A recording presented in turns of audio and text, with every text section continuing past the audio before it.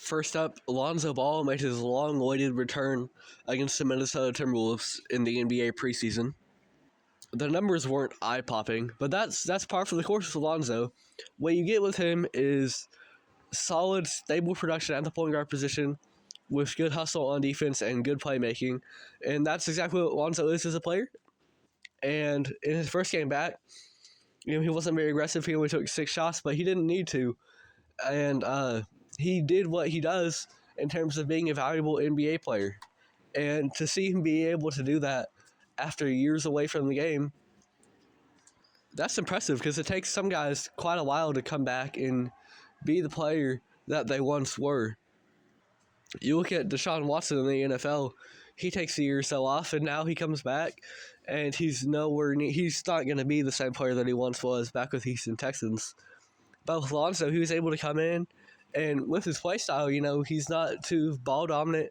He can catch a three and shoot it, and he can play make for others, but he's not ball dominant in himself.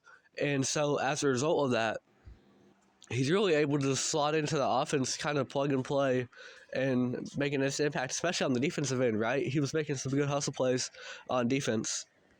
And I've never been the biggest Lonzo Ball fan. However, a game like this, whether it's, through the perseverance of even being able to come back after everything, or whether it's the fact that, in that comeback game, he was able to come back and do what he's always done. And that is to lock in on defense and play make for others. And so to be able to do that after years away from the game, that's very, very impressive. And, Lonzo's still not very old.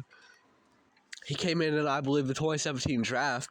So as long as, injuries don't take him out once again, he's got quite a few years left in this league. And he's never going to be, most likely not going to be an all-star, certainly not all-NBA, but he doesn't need to be.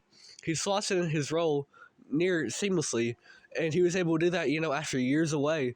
So it's very impressive for Lonzo, and the sky's the limit for him as a role player.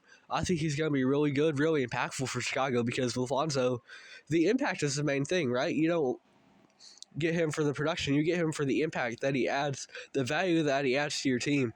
I think in the long run, that's going to be better for him because, as he becomes even more of a veteran, he's going to be able to mentor younger guys. And so with Lonzo, I think he has a bright career ahead of him, barring injuries, just because of his play style, his mind for the game, and it's great to see him back after struggling so long with that injury.